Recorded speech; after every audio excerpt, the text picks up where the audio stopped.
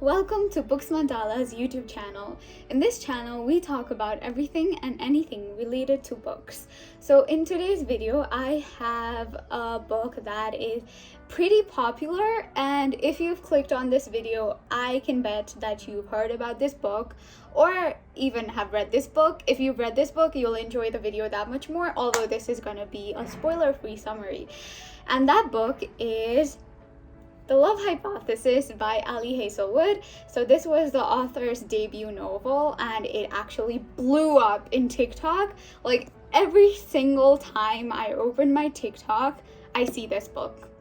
I always see this book. It is almost as popular as It Ends With Us. The Love Hypothesis has all the tropes that you would want in literature, in a book, in a romantic comedy. So it has fake dating, it has grumpy ex-sunshine, it has an academic setting, and it also has positive female friendships. We love to see positive female friendships in books. We do not like girls bringing down other girls for male validation anywhere. So, and this book has really good female friendship. Although I wasn't a big fan of it, I was still a fan of it because Anne was literally the biggest wing woman one could ask for.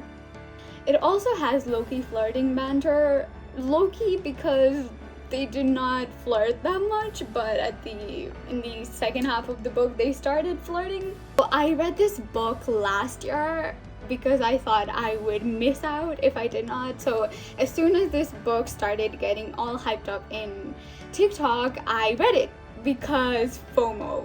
Also, I forgot to mention, this book also has women in STEM.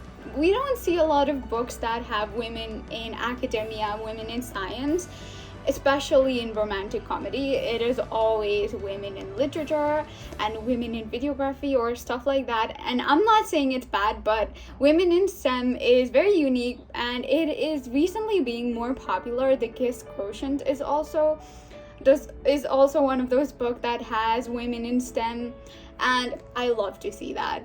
Let's talk about this book. So this book follows Olive, who is a third-year Ph.D. student. So she's navigating her life and she's doing cancer research and she studies in Stanford. Yes, our girl is smart. Olive has to prove to her best friend Anne that she has finally moved on from her ex Jeremy, because Anne and Jeremy have a thing for each other now, and she really wants to show her best friend that she's moved on, she's dating a new man. And then to prove the fact that she's dating another man, she kisses the first man that she sees, which happens to be Dr. Adam Carsland, and he is this grumpy and arrogant professor that not everyone likes, so most students do not like him, and she literally goes up to him and kisses him without his consent. So she does this because Anne is literally in the corridor and she wants to prove to Anne that she has moved on. And after their kissing scene, Olive is totally freaked out. She's like, "You can report me to the campus police or something," because obviously she did not ask for the man's consent. But our boy Adam is literally over the moon because Olive is literally Adam is over the moon because Olive is Adam's crush, and Olive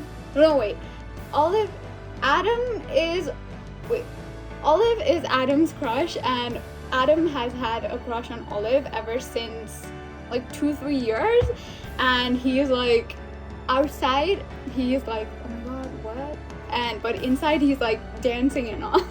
So Adam wants to prove to the Stanford's board that he is trying to settle in Stanford.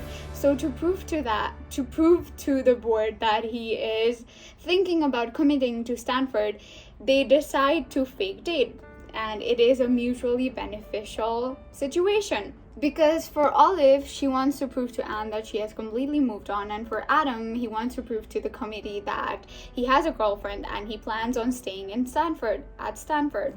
And not a lot of people like Dr. Professor Grumpy, and because he's known to be very arrogant and he's known to break hearts. I'm not sure if he's known to break hearts, but something like that. You know how rom-coms go, they fake date and they date. That's not a spoiler. This is a rom-com, darling. Let me talk about what I liked about this book. What I liked about this book the most was how women in STEM was represented in the book, because it actually dives deep into what Olive has to face in the academia field just because she is a female. And the gender bias that is very prominent in this field because it is very dominated by men. There's a lot of men in this field, and there's that. And I like how driven Olive is. Her whole hobby is being a woman in STEM.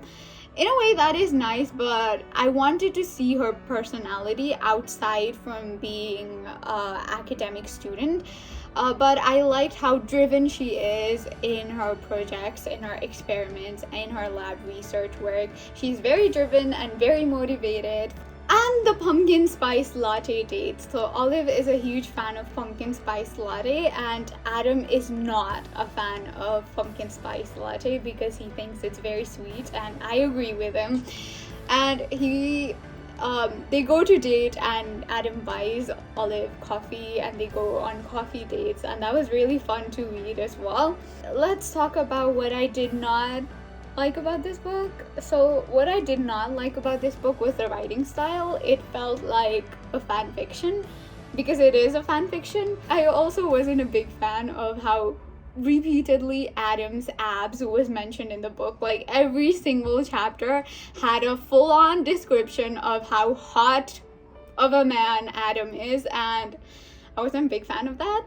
So while reading the book, it felt like Olive is demisexual, and I hoped that the author would, dive more into that and explain it more if she is actually demisexual, but it was actually brushed off, and that wasn't my favorite part because in a certain chapter, Olive mentions the fact that she needs to be romantically attracted to someone for her to be sexually attracted to them, and I wish the author had mentioned more about them.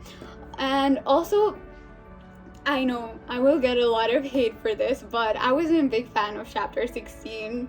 I know a lot of you guys were a fan of chapter 16, but it was pretty mid for me. It could have been so much better, but it was pretty mediocre for me. And that's it. I like this book. I would totally recommend this book to everyone.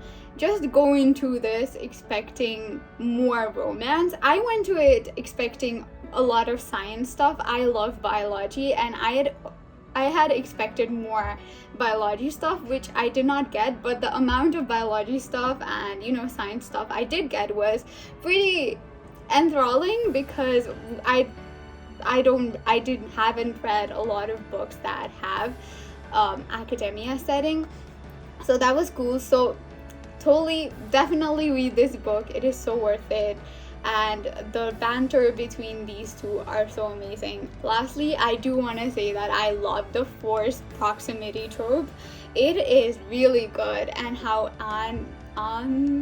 she forces them to be, it's like a forced marriage trope even, and it will have you blushing alongside our main character because Olive is blushing hardcore, and you as a reader will be blushing hardcore too. Lastly, before ending this video, I would want to mention that I absolutely loved how in the beginning of every single chapter we have a hypothesis, and that's like so cute.